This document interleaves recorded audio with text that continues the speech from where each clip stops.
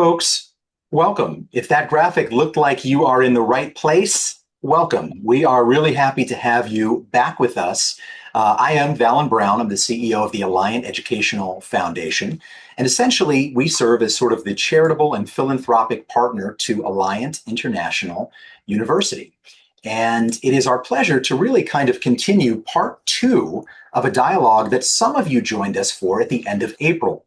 As folks know, artificial intelligence in all of its forms is ubiquitous throughout the kinds of news media and questions that folks have, and sort of grappling with how to best use the technology, and of course some of the pitfalls and concerns about it as well. In today's session, we're really going to focus specifically on its use within the context of therapy. Whether you be a psychologist, social worker, marriage and family therapist, or just an interested party.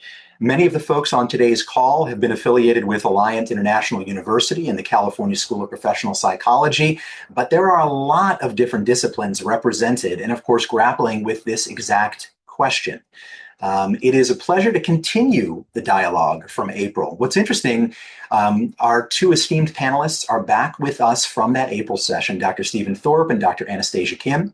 We'll get to that in just a moment with introductions, but in the meantime, what happened in the last session in April was there were a lot of questions that came up in a live poll that we ran with the group during the session that we just couldn't get to by the time the session was over.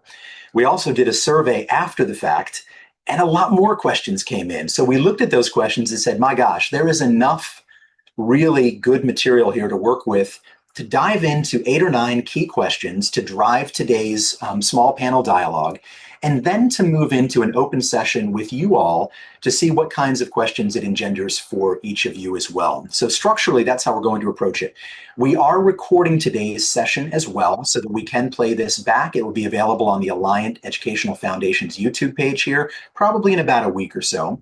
And if you don't know, the Alliant Ed Foundation, as I said, serves sort of as a charitable partner to Alliant University and the California School of Professional Psychology. So think supporting student scholarships to the tune of nearly $1 million a year between scholarships and fellowships, supporting faculty and staff through innovation and seed grants, and building community bridge work for aspiring and sort of new practicum sites for students in clinical psychology as well. Sort of 3 or so of our biggest areas of impact that the foundation is tackling. With all of that said, and without further ado, I'd like to introduce our moderator today. We will highlight folks as we're going through the session, so you won't have to try to peck and hunt and find the folks that are speaking at various points. But we're honored to have Dr. Lara Hernández with us today. She is both a CSPP Los Angeles alum, also serving in dual roles as the clinical supervisor for Partnerships to Uplift Communities and the clinical director for Magnolia Clinical Services. Prior, having served as supervising clinical psychologist with the Institute for Applied Behavior Analysis, and last but not least, one of our newest members of the board of directors of the Alliant Educational Foundation. So Lara, we are delighted to have you with us today as our moderator, and I will hand it over to you. Thank you so much, Valen, and I'm so excited to be here with everyone. I wanted to share that this is just a wonderful opportunity to learn not only about AI, but learn everything that's kind of happening in the world with AI and how we're going to be doing it. And I'm excited to introduce both Dr. Stephen Thorp and Dr. Anatasia Kim. I'll start with Dr. Stephen Thorp, who is a board-certified clinical psychologist and is a licensed psychologist in California. He currently serves as a distinguished professor at CSPP Alliant University. He has particular expertise in working with veterans, sexual assault survivors, and older adults with PTSD. He has been awarded more than $6 million in federal grant funding to investigate the clinical outcomes of psychotherapy. His work includes evaluating technology to monitor and ameliorate PTSD symptoms, and he has a great interest in the potential for AI in clinical work. Dr. Thorp has authored over 100 publications and has delivered over 100 presentations at research conferences. He is active in the professional organization as a grant reviewer, and as an ad hoc research manuscript peer reviewer for over 50 journals. We are so pleased to have you here, Dr. Thorp. And Dr. Anastasia Kim is a licensed clinical psychologist, tenured professor, award-winning author, and co-founder and chief clinical officer of AARI Care, and an AI native operating system advancing mental health care, training, and supervision. With over 20 years of leadership experience across higher education, clinical practice, and global DEI initiatives, her work sits at the intersection of mental health, equity, and innovation, focused on building scalable, equity-centered systems that strengthen human connections. So we have a wonderful panelists that will be able to walk us through all these great questions we have today. So we'll get started. I know that some of us have a little bit more information than others with regards to AI. And I was going to shift the order just slightly different for some of us who don't have a real clear understanding of what a genetic AI is first, and then what are some of the best uses of a genetic AI in clinical practices. And whoever would like to start first. I can go ahead and start with that. So most people who use AI models, large language models, use it to get quick information. And so you'll prompt it, it'll give you a response, and usually it will end with additional questions because it's trying to keep you engaged. This is what social media does, this is what AI does. And usually that whole exchange takes a few minutes. Agentic AI, meaning that there's a virtual assistant or an agent that's created by AI, is designed differently. So it's designed to be done longer, so that the whole process might take hours or days even. And it's a multi-step process. So rather than just saying, tell me about this, or what can I use to get at that? You have a whole system in place and you say, here's the 6 steps I want you to do, and it will go forward. So that's agentic. And I've been thinking about this question because it's such a great question about how agentic AI can be used in clinical practice. I have a lot of colleagues who use it for other things, but for clinical practice, here's some ideas. You can have an automated agent that conducts a semi-structured interview with your client, and this is already being done. Most of these things are already being done. And then it could review chart records. It could review collateral information from friends and family members who have shared information. It could look at past progress notes. And it could check all of those responses against DSM criteria or against standard measures like the PHQ-9 or the PCL-5, and flag items for the clinician to see. So the therapist goes into a session and says, yeah, here's some things that maybe they could have missed if they didn't integrate all of them. So that's kind of that multi-step process that we're talking about. An agent could also track sleep, mood logs, or activity logs, and brief the therapist about trends in those data across days or weeks. An agent could guide clients to complete homework, including therapeutic exposures or behavioral activation, thought records, things like that. So it can encourage them to do it. It can monitor that. It could ask follow-up questions. And again, it could flag the therapist if there's any red flags in those responses. An agent could guide clients or therapists through a protocol like PE or CPT for PTSD and check it against fidelity ratings that we have for those protocols. It could integrate data to draft a case conceptualization based on all the different kinds of assessments, all the different administrations of those assessments, and across dozens of progress notes for that individual. And that, of course, could be really useful. And then finally, I'll mention that some researchers designed an agentic model where they encourage Socratic dialogue from the AI, and they encourage the client to gather factual support for a specific belief and then challenge that. And it had 3 AI agents. One was a therapist AI that performed the therapy. One was a supervisor AI, which provided recommendations to the therapist AI, which is kind of interesting. And then thirdly, there was an assessor AI that alerts the therapist AI to progress of treatment. So that's an idea of how agents can do multi-steps, but also can work together. You can have a team of agents working with a client. Yeah, I Wonderful. mean, Stephen covered a lot. Yeah, yeah. Sorry, that's No, what no, I've been no, thinking no, about no, a lot. no. That's a good one. I'm like, yes, yes, yes, yes, yes. So thank you for that question, Laura. And I want to just frame my responses.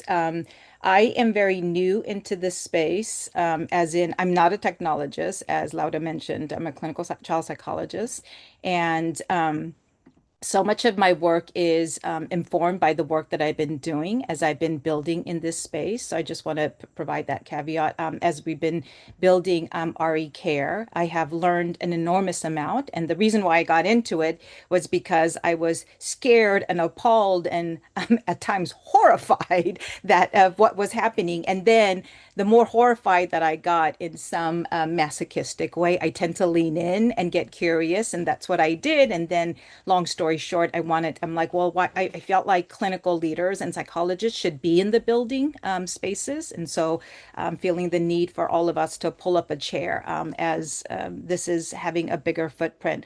All that to say, when I say I'm not a technologist, I am not. And so I had to learn a lot of this, including what agentic AI is and AI agents. And so just to maybe pull at the meta level what Stephen was saying. So I think about this. A lot of people at this point know ChatGPT, know Claude and Gemini, these large language models. And what the simple distinction is, like if we think about ChatGPT, for instance, that's sort of like an AI assistant. It's like I'm asking a question and then it spits out, thank you, Anastasia. Here's the answer. And then we could talk later about the kind of answers, its, tendency to be over agreeable and delusion and all those things. By comparison, an AI agent is a little bit more complex. I found the information, I summarized it, I maybe identified what needs attention, and then I prepared for you the next steps for your review. Yeah. So it's almost like a personal assistant that you give a very specific task to with series of steps and hopefully guardrails and framework. So here's an example. That is used in our profession right now in terms of administrative workflow. After I have a clinical session with the patient, an AI agent can draft the progress note. It can check that all the required fields, if I have a form that I'm using for my note taking, are completed. It could route it to a supervisor, if I'm working with a supervisee and they're completing, it would route it to me for a review and sign off. It reminds the clinician if anything is missing, and it prepares potentially where relevant a claim for billing once the note is finalized. That's a lot, but that is an administrative flow after a session. That's what you can task an agent to do, and stay in their lane. And this saves, you can imagine, an enormous amount of time, and it can still also not replace the clinical judgment. It's doing what an excellent executive assistant might do. Here's another example that we've been really working on with Ari, which is, I'm really super keen on supervision and training because as much as many tools we have are being inundated in the space, there really is not much for supervision and training. And both Stephen and I are in training spaces for well over 2 decades, and this is such a need, and we know this. So I want you to imagine this. So imagine a supervisor. If I'm a supervisor and I have, let's say, 5, 6 supervision meetings tomorrow, and instead of spending an hour reviewing charts, it takes me an hour just to think about reviewing, if I'm being honest, right? And then instead, an AI agent could automatically prepare a supervision brief. They're not doing the supervision. They could provide a supervision brief for each of my 6 trainees. It can review recent sessions. It can identify clients whose symptoms might be worsening because we, as part of our organization, are regularly, routinely giving out PHQ-9s and GAD-7s and therapy aligns, whatever it might be, right? It can flag maybe notes that are unsigned or maybe safety concerns that it could surface. It could summarize themes across caseloads. It could highlight maybe an area that my trainee could benefit from a little bit of coaching. It could remind me what I told a trainee last time, because I might forget. And then I'm able to start my day tomorrow with 6 supervisee meetings, much better prepared, and to be able to give them the attention during that 45 minutes to 60 minutes, instead of digging through all the records, and doing the administrative work. So noticing that AI isn't making any clinical decisions, it's not taking over supervision for me, but rather it's preparing information for the supervisor. So in those both two cases, they are two different agents with very specific tasks, but it's much more complex than just asking ChatGPT, a particular information. It just spits out an output. Wonderful. And I'm so there's so many things both of you covered as far as what we can do and how we can apply it to the clinical. And you kind of started touching upon it, Anastasia, with the administrative burdens of private practice and potentially what can we do with the homeworks in between sessions and what that kind of would look like. Can either of you speak a little bit more of what it might look like with the summary? So you have this fabulous executive assistant, they give you these briefings, and we know we all have had moments or situations in which a trainee may not have completed everything they were supposed to complete, and so that summary might be a lot less than. How will it catch these things, and how will it help us better support our trainees when we're thinking about clinical supervision as well? And it looks like maybe Stephen said, maybe you go, Anastasia. Yeah. Oh, you're on mute, Anastasia. Sorry. So the last part of that question, Laura, I didn't catch. Can you repeat? That was what I was saying. The last part, were you saying like in terms of supervision, how can it support supervision?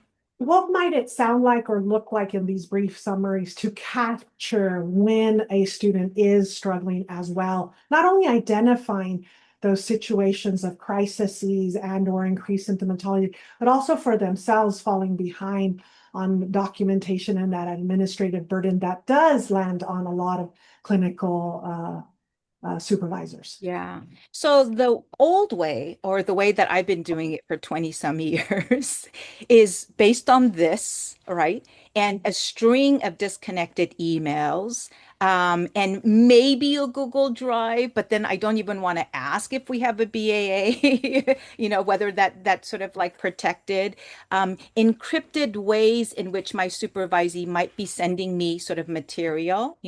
Instead of that, imagining all of that living in a secure platform where we don't have to leave. And that's essentially one of the things that has been super motivating for me in building what we're sort of building.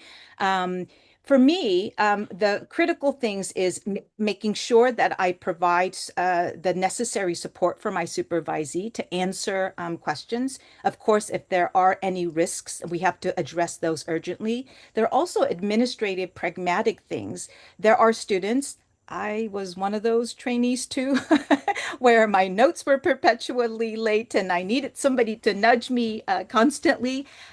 But I don't want to do that, right? And I don't know, I can't rely on myself to do it accurately across 6 supervisees. And what AI could do in this is just to be able to simply track. Again, no decision making, no diagnosing, no taking over my supervisory roles and duties, and not in any way, not making recommendations sort of to the student in terms of what to do in the next session. Simply being able to surface, because all of the flow, if you are on a practice management platform, all of that flow lives inside that platform, which then makes superpowers, the AI and technology, to be able to extrapolate all the contextual data. What we're doing now instead, Laura, is that we're putting things together. I like to use the analogy of duct tape. We have different places where different flows of our work live, and then it's up to us to try to piece it all together. At 54, my ability and willingness and desire to do that is going down expeditiously. And I don't trust myself. But if something else can do that for me, and then I could say, you know what, Lauda, fantastic. Your clients, you're doing such great clinical work, but your notes are outstanding. And it's not based on my memory, but it's sort of this. Can we? And then you're like, Dr. Kim, I really forgot. Let me sort of send it to you. You send it to me like this on the secure platform that we're both in. I look at it, we've reviewed it, it just requires my sign off, and I just click, click, click, sign off. That's it. Yeah. And so that's the kind of administrative burden that we have been navigating that can be offloaded by technology, by AI. I can see, like, I know not all practice management and EHRs have this capability, but some of what I've been really motivated. And then you have the supervisee that is really struggling. They're doing great work, but there's an area that they're really struggling. Or it may be that they are struggling because they are a first year or a second year. You know, they should be a clinician. We made the right decision in accepting them into the program, but they just need more practice than I'm able to do in a role play because I have 6 supervisees and each 45 minutes. There's very limited time that I could sit down with them to do repetition of role play and how to do risk assessment or how to conduct an intake when you're working with little ones. I'm a clinical child psychologist, so especially if the trainee is not a child person, how do you do that developmentally? They require a lot of practice, and yet we're putting our students in front of real patients with real pain, and so some of that practicing in between supervision is something that AI can do in an amazing way. They're not practicing with real, but they're practicing with contextual data that's really relevant. What's happening now is that so many clinicians and trainees are taking redacted information, dumping it in their free account of ChatGPT, and then practicing that way. You could see how that would present so many vulnerabilities and would be problematic in so many different ways. Privacy only being one of those vulnerabilities. The other being like, and then it would have to remember and then connect back to my clinical work. So, I mean, I don't know. There are innumerable ways in which I feel like supervision and the process and workflow of supervision, as well as the quality of supervision and quality of training, could be enhanced through technology and through AI in particular. Stephen, would you like to add anything else? Thank you, Anastasia. Well, I mean, as Dr. Kim was talking, I just kept thinking, gosh, these are such great ideas, and how am I going to remember all this? And then I realized I don't have to remember all this because this is being recorded, and we can actually get a summary of this, which is fantastic. But I just love these ideas, including this idea I think that all of us can relate to. How many of us have run group supervision? We're doing group soup with, 6 clients, 6 students, and those students have 5 clients each, right? There's no way to get to 30 clients during that. And so you have to prioritize, but first you have to remember. And so how many of us have gone into group soup and the student will just run right in and say, well, my client this week was doing this, and you have no idea who they're talking about. Like that happens to me all the time because I've got a lot of trainees. And so wouldn't it be wonderful if I had a little 1-page summary sheet that said, okay, this student has these people. Here's what you talked about last week. I would love that. That's fantastic.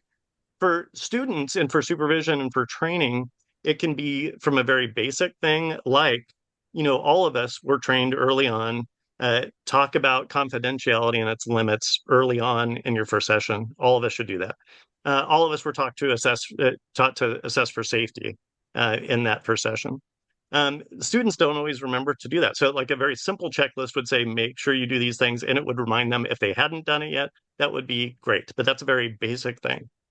A more advanced thing is treatment protocols. If it's a manualized treatment, I tell my students that even when I'm doing prolonged exposure therapy, which I've done, I don't know how many hundreds of sessions, I still bring in the checklist with me every single time because of those 15 or 20 things, I might forget something or I might put something out of order.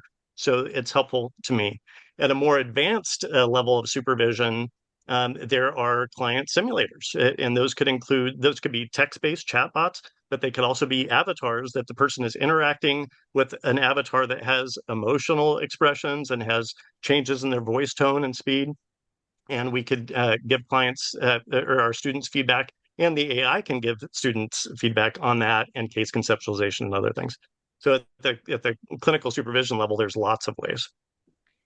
And if I could add one piece, I feel like Mhm. I would go on and on, just Stephen and Yes. I. After the webinar, um, Yeah. the technology is really incredible. And we talk, I mean, I'm in, as Laura mentioned in the introduction, I'm in the DEI space and that's been my scholarship and my work both within and outside of the field.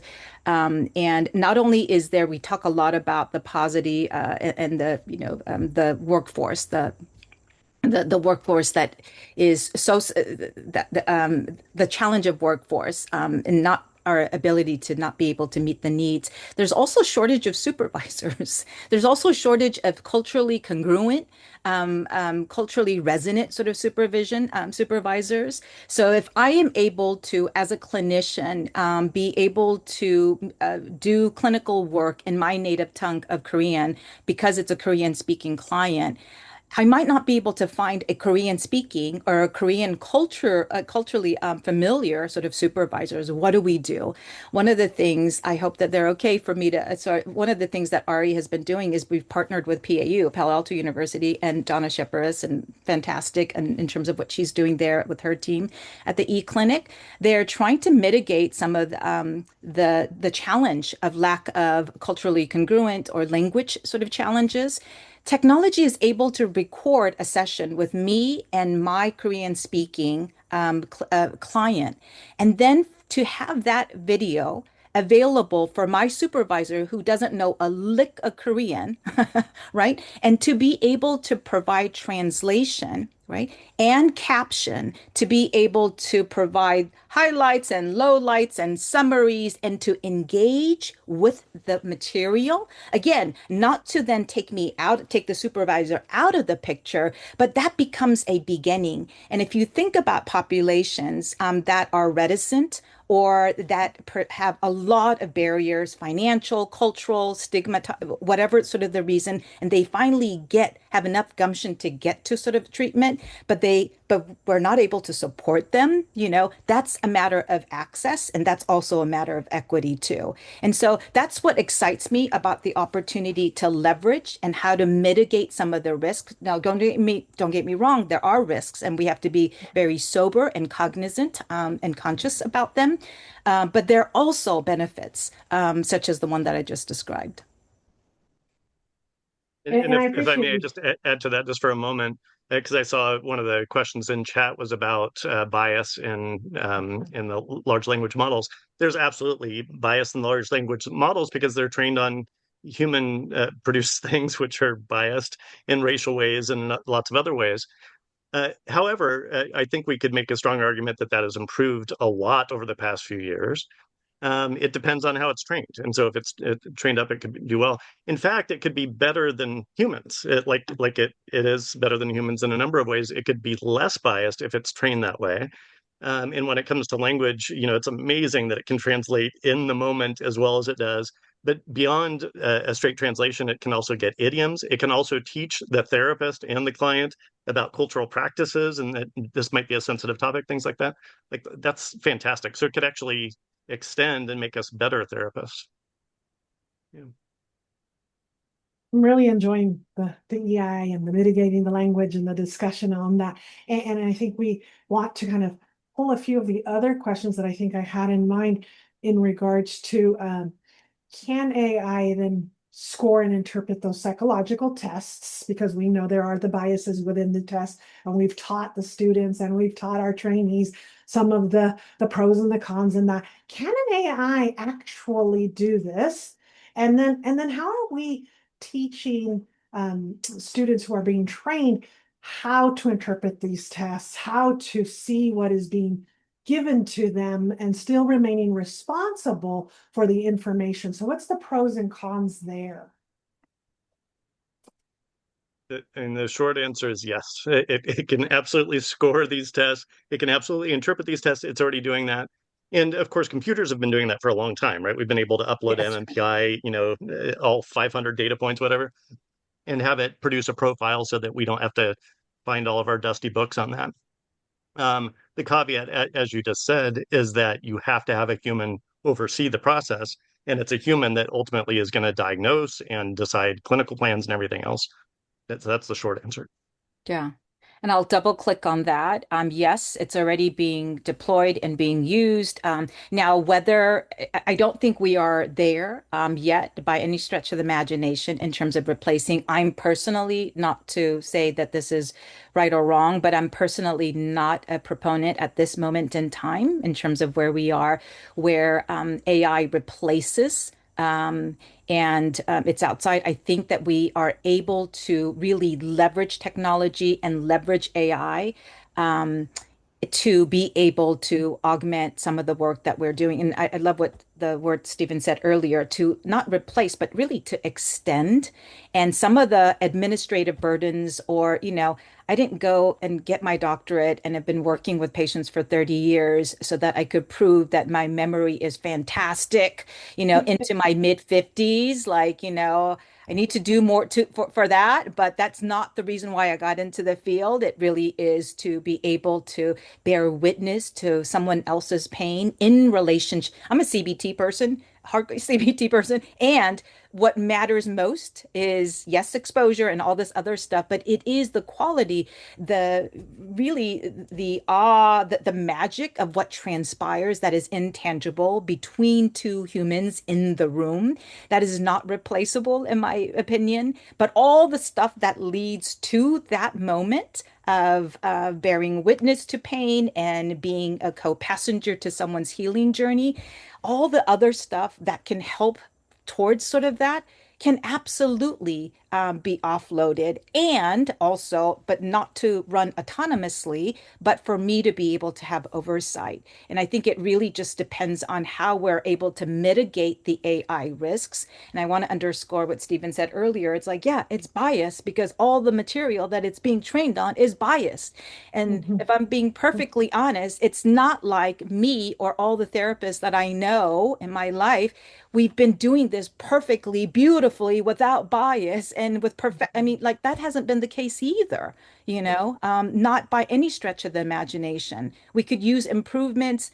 We could use a whole overhaul with or without AI in this whole, behavioral health space altogether. So I think the core is keeping the therapist, keeping the human in the loop, that it is therapist led, not AI led, that the AI is behind it or by the side, but not in front of it, and certainly not a replacement of the relationship. And I think, and just hearing both of you talk about it, and having worked with some of the systems and computerized and what it spits out to you, and it sounds good, but it might have missed something, and really kind of taking those things in consideration. We're really leaning into a space of questioning and grappling with what are those bigger picture dangers of patients using AI? And what are those ethical considerations we need to take in consideration, not only as professors, but as therapists, as supervisors, and as we're looking at everything, these manualized, because you mentioned it earlier, manualized or evidence-based practices, and what's best and what we might forget. How do we begin to really look at those dangerous and ethical considerations as we're maneuvering through these things? So all of us have heard about AI hallucinations, of course, which just means that the AI is saying something that's incorrect, and it happens at a rate that's much higher than is acceptable in almost any realm. And that happens a lot. So AI could give misinformation. Sometimes it can reinforce misinformation that the client is providing, right? The client could say, I'm being chased down by FBI informants and all this. And the AI could say, oh my gosh, here's a way to keep yourself safe and maybe go on the offense. Like it could say things that are dangerous to the patient or dangerous to other people, in addition to being misinformation. It could also encourage what's known as AI psychosis. So it could, because it's so sycophantic and flattering to the person, um, and there's lots of jokes about this out there that you can say the most asinine thing and it can say, oh, genius, what a great idea. Let's run with that. And it can encourage something that is a terrible idea or that is a delusional idea, truly. And so there's a number of cases, including lawsuits related to that. It's also encouraged clients to withhold information from other people in authority or that could protect them, caregivers. It has encouraged drug use among people that are trying to recover from drugs. It could be sycophantic, which can be nice to be validated and to be flattered. But sometimes, as we all know, our friends are our friends because they know us so well. They will challenge us. They will do reality testing. They will push us outside of our comfort zone, things like that. And AI isn't great at that typically. The caveat for all this, too, is that we know that AI is being used for therapy. We talked about that last time. It's one of the top uses for AI models, and most AI models are generic AI models. They were not designed by any means as therapy tools. They're being used accidentally that way. There are a few models out there that were designed this way, but most of them aren't. Just a few other examples. It can violate privacy and confidentiality, which is a huge risk. It's one of the number one risks of interacting with AI. People feel confident that they're just interacting with this person. It feels like a person. It uses pronouns. It talks about itself, talks about its memory and its feelings, but it's not a person. Of course, it's a machine. It's software, and it's owned by a corporation that can read all of this, or leak all of this, or go bankrupt and pass it on to the next company. It's not secure in a way that we think it is. And then lastly, I'll say that there's a number of cases where AI companions have portrayed themselves as licensed therapists in lots of different ways, going so far as to fake their license number or to steal a license number from actual therapists. And of course, there's no accountability because they're not people. And so there's a lot of dangers. Yeah, the risks abound. And Stephen said a lot of them. I want to underscore just a few that he mentioned. Yeah, in terms of risks and crisis failures, because I think that those are the things that make the news, and those are the things that make our hearts sink as professionals, as as parents, because we've seen some of that in the news. So AI often performs better when the risk is stated very directly, right? But when it's indirect, when it's a little ambiguous, there's sarcasm, maybe there's cultural expressions or idioms, or maybe it's buried in a long, convoluted conversation. I mean, I work with a lot of teens, and these all check, right? Like, are you being sarcastic? Are you just being extra snarky? And that's developmental. Did you mean what you said? Or are you referencing something, related to pop culture that is just completely above my head? AI is not good at picking up those things. And so research continues to find very uneven and sometimes inappropriate responses to high risk mental health disclosures. And again, we said this before, it's not like humans know it all either, right? There might be generational other sort of, so the question shouldn't be like, oh my goodness, look at all these vulnerabilities that AI could pose. Thank goodness we perfect human therapists are here to save the day. That's not the answer sort of either. And so I think these kinds of presentations and gatherings presents an opportunities for us to engage in critical discourse around these very important issues that don't have easy answers. We said this before, but the autonomous bot companion can definitely reproduce stereotypes, bias, and stigma. And I am more familiar with, of course, the child data, given my work. We know kids are using it. I mean, there's this sort of we are in a bit of a schizophrenic state where it's like, yes, it is bad for the environment, climate, and so it presents so many dichotomies. And we're at this sort of crossroads. And so a lot of young people that I work with, my own two college kids, my own sort of like patients talk about how much they hate it. And the data doesn't lie. They are using it such significant ways. And BIPOC, particularly Black and Hispanic youth, are using it more than other racial groups. And if you think about the bias that is underneath all of that, then that's very scary. So I'll say this one last thing about autonomous bots and therapy that's outside of the human loop.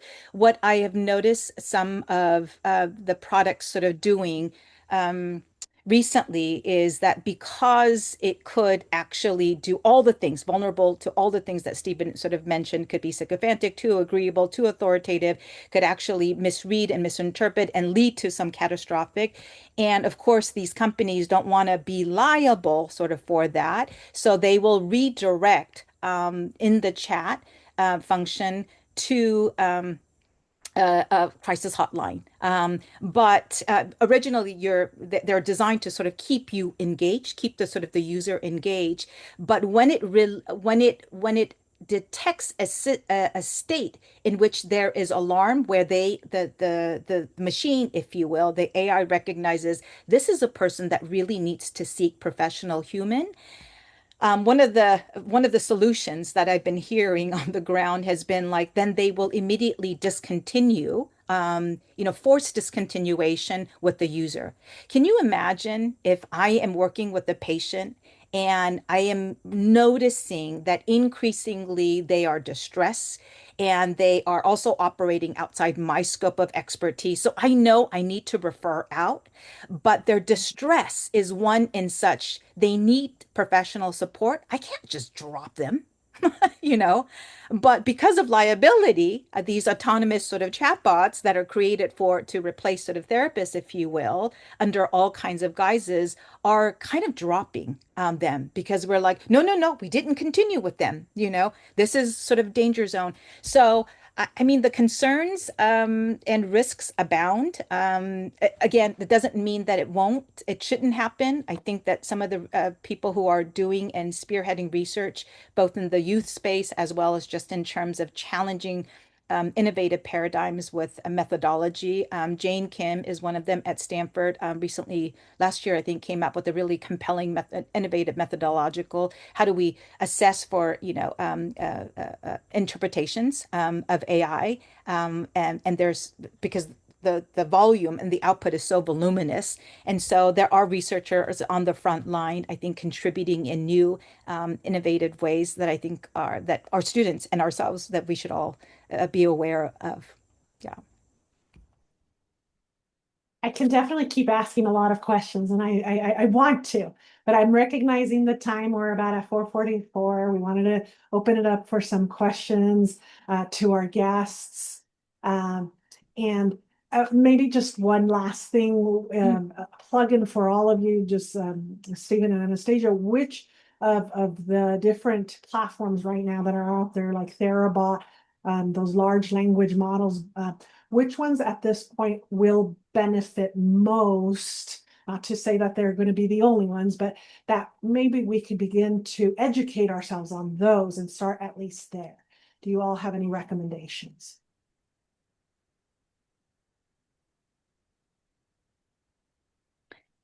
I mean, for me, that's a really tough question because the compliance and regulation has not been, or the research has been able to keep up with the lightning speed of technology advancement, period.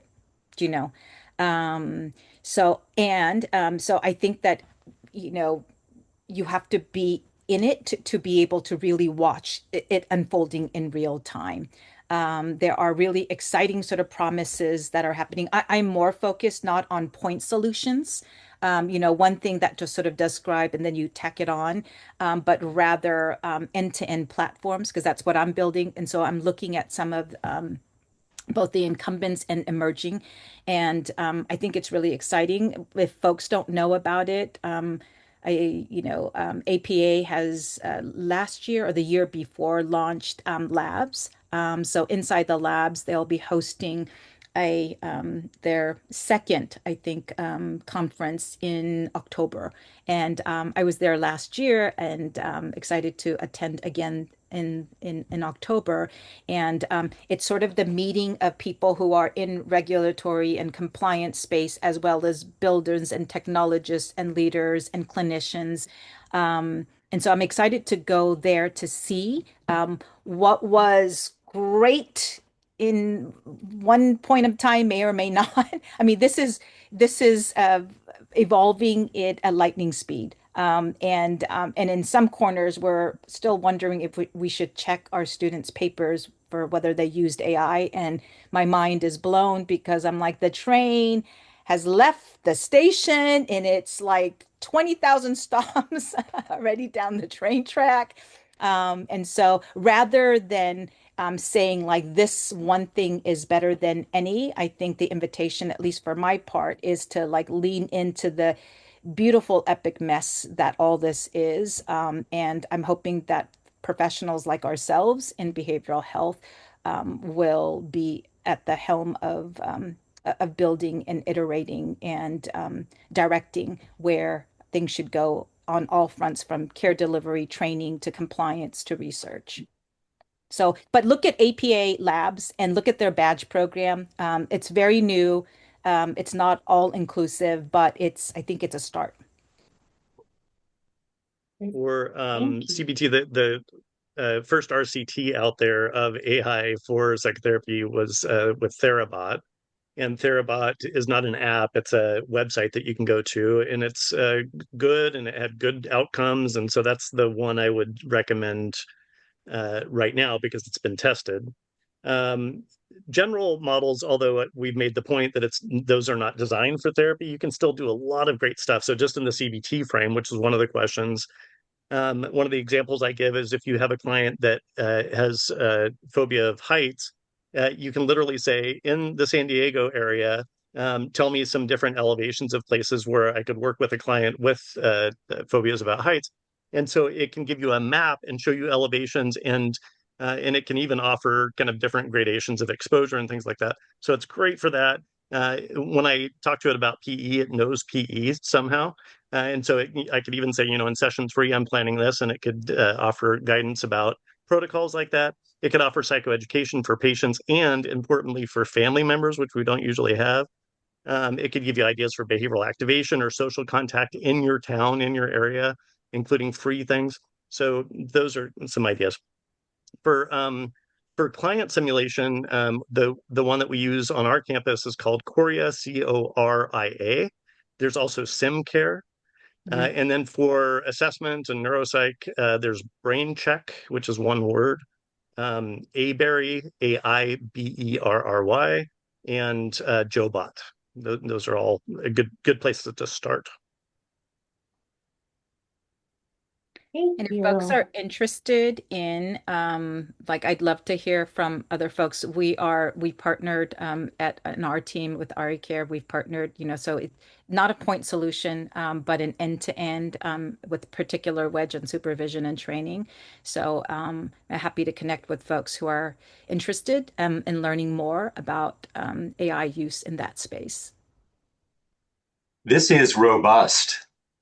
And I appreciate your both perspectives on the question of specific tools, because I think folks on one level, I think Anastasia's point about, hey, do some research, it's constantly evolving, we want to be careful. And then the counterpoint is, well, where would I start, right? In terms of actually learning about some of these tools and starting to look at how they might be useful to me and which of those are safer and better tested so that I'm not starting from scratch. So I appreciate you both tackling, because that set of questions that Laura did a nice job of kind of combining really was one of the takeaway issues that folks were asking at the April session. So let me pause for a moment, first off, and say thank you. We are covering a lot. And to both of your points, I love that we're recording this so that people can go back and actually be able to reference some of the content here a little slower, and/or transcription and that type of thing. We did want to preserve a little bit of time. I put the 2 questions that we had in mind in the chat field. So if folks are referencing that on your computer, but very simply, it was to give a moment to the audience today Many of all of the questions today have come from past audience members, but we wanted to give a little bit of opportunity to respond today as well. And really, very simply, one question is, what's really working for you all in your use of AI in a therapeutic context? The flip side is, where are you frustrated? What's causing you the greatest frustrations in your use of AI so far, kind of in a professional capacity? And we thought we'd open that up for feedback from the group today. And then if there's time, to be able to have Stephen and Anastasia react to any thoughts that folks have on those two questions. Now, when you have a giant group of people, we would restrict everybody to the chat field. In this case, we've got a manageable number. So if folks would like to unmute or raise your hand and we can call on you. Either way, if you have any kind of burning thoughts on the question of what's working well for you so far, or where do you still have some unresolved frustrations, let's go ahead and open it up for a couple of minutes and feel free to share that. So we'll give you a moment. Again, feel free to unmute, or if you'd like to use the reaction tool or raising of the hand, we're happy to do it that way as well.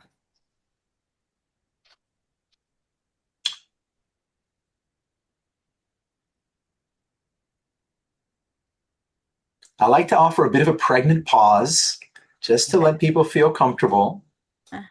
Also, I know it's a little overwhelming of a topic, which is why we've had such sort of enduring interest for folks to engage with this in our last two salon sessions as well. But I'll give another minute if anybody would like to provide feedback. I can't stand silence in a therapeutic setting, so I'm just going to talk.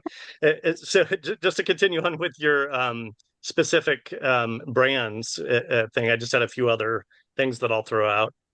When it comes to therapy, in addition to Therabot, which has been tested, there's Youper, Youper. There's EarKick is the name of another one.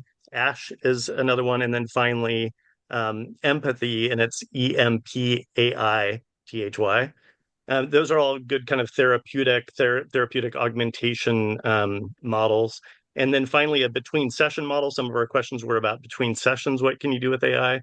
And the one that I know best is called Couch Loop. And Couch Loop is a good model for that. There's several things that I like about it. I think what I'll do too, I will ask one question that we alluded to but didn't get into, if that's okay. And that's really around the evolving nature of student education in this domain, right? So everybody that's affiliated with a university, the question is, not only are youth using it for their own, ChatGPT, Gemini, but how are graduate students in therapy-related programs being educated on this rapidly evolving topic? Any thoughts on that? Yeah, I mean, I really appreciate you asking that. It's definitely an area of tremendous concern for me because education on this is still highly uneven, and we have a lot of work to do. I think some programs, some folks within sort of departments or sort of faculty. I think we just basically are very uneven in terms of what it is that we're even dealing with. As I mentioned, sometimes it's like, well, we have to make sure it doesn't leave the station. It's like, no, no, no, no, no, no. It has left the station. It's like we have to make sure that students don't use it and our patients don't use it. No, no, no, no, no, no. They are using it, and everyone is sort of using it. That's And so so 2021. yeah, so Yeah. so it just feels like we also need basic AI literacy, just in terms of, I mean, everything from something that I think I had to teach myself. I'm like, what is an LLM that is different than generative AI, that's different than agentic AI? And wait a minute, how does Eliza fit into all of this? So this is new, but it isn't sort of like new. How, like, why does hallucinations happen? Instead of saying no, no, no, no, I mean, I do.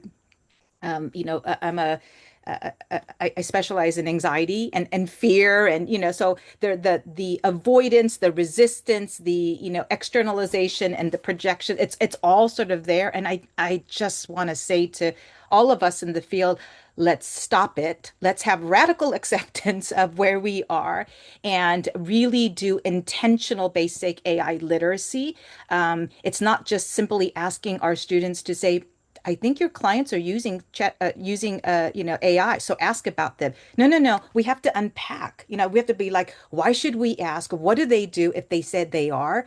Like, it's so we need more opportunities for intentional, I think, education around this. So courses on this. I know, Stephen, you've been offering a lot of that on your own and outside of Alliant, which I think is amazing. I think we need to follow leaders doing that and to maybe work with our professional organizations, with CPA, with APA, with CCA, with ACA. Yeah, and it's also ethical and legal. Some of the conversations I'm having with my colleagues is like, I'm like, it's really unethical for us to not have these conversations with our students. I'm closer to retirement than my students who are getting ready to emerge. And if they don't have understanding and literacy around it, just to have vocabulary around it, they are so disadvantaged in such significant ways. There's, I think, also exciting opportunities to forge ground on different research methodological approaches, sort of using it. I think that would be amazing. We talked a lot about supervisory uses. I would love for some of my students, I'm actually engaging one of my doctoral students to do some studies on clinical AI validations. Some of what we were talking about is the output, even with all the harnesses and the guardrails that we have put in. And even though we've curated certain source material underneath the hood, that's pulling for reliable source sort of material, is it still commensurate to a professional human expert interpretations and output? That's an amazing kind of studies that I think our dissertation students can partake in. So the opportunity is really immense. And I'm hoping that leadership in our field, broadly and in education will really take this up. I concur. No, no, I just think that everything you're saying is fantastic. And as you said, Dr. Kim, uneven, right?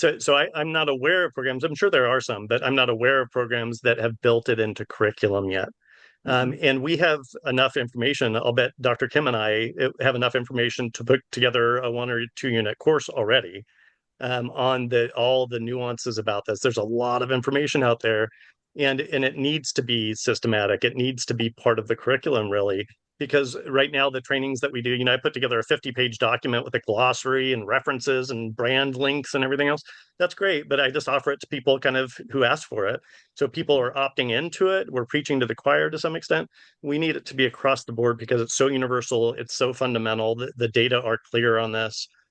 So we need to make it more systematic. And I just want to put in, if I could share, this is a free resource. Once I started getting into this, I just joined a whole bunch of everything. What I could get my hands on in terms of reading, but also just like other psychologists, other mental health folks, people in the compliance and regulatory space, in the business of psychotherapy, but therapists in tech has been a really phenomenal, and it's a free, you're probably there too, Stephen, just to be able to learn. And you don't have to know anything. You could just lurk and just get to know who's who as people introduce themselves and make connections. And I think still the most powerful means of learning and of navigating uncertain terrain, including knowledge and space, is through relational connection. That includes learning. So Therapists in Tech has been a phenomenal collective, online collective. And so it's free to join, amazing leadership and just such richness. So that's something that folks could join right away and get all kinds of recommendations. And I would say, like, come to your own conclusions. I don't want to offload this to somebody else who's sort of doing it. Like, I don't know, do some literature search, if you will, and come to your own conclusions because you want to really leverage your own expertise and your own critical thinking in all of this. Anastasia, thank you for including that link. It's in the chat field, and we can include it also in the notes that go into the summary for the YouTube replay of the session as well. I want to take a moment before we move to our close, because I do want to, we kind of promised folks we would do our darndest to get this into 1 hour.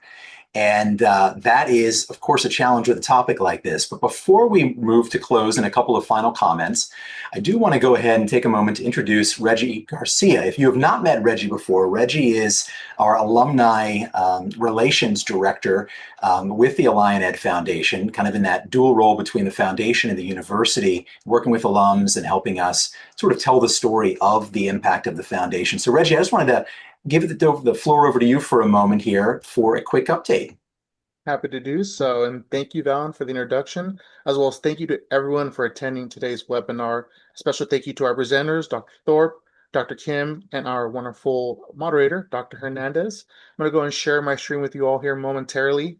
And I just want to share with you that these sessions are made possible in large part due to our wonderful donors. When you support the Alliant Educational Foundation, you not only help us continue to support Alliant students, but also educators, alumni, and our communities alike.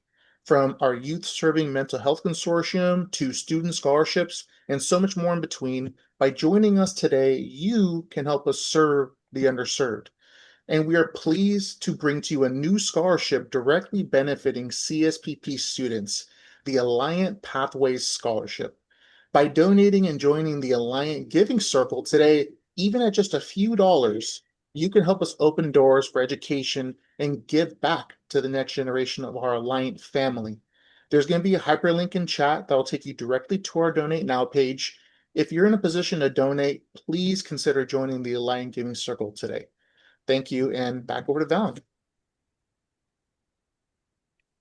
Reggie, thank you very much. We're proud to be able to do this work. You're right, it happens through philanthropy and the generosity of folks to be able to do sessions like this and to be able to continue to engage alums in the work that we're doing.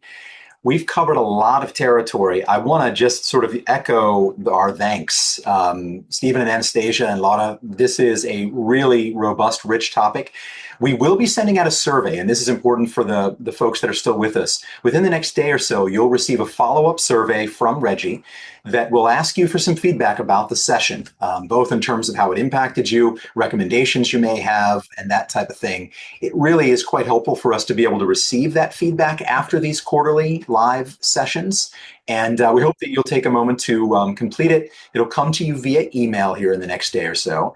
And take a look, and that feedback helps drive what we do and what we provide in terms of the ongoing education and outreach around these quarterly salons. So really just my sincere thank you to everybody for being with us today, for our esteemed moderator and our panelists. You guys are, as much as anybody can be cutting edge on this topic and help demystify it, really a fantastic job. And we truly appreciate having you with us today. And we'll look forward to staying in touch as all of this continues to evolve.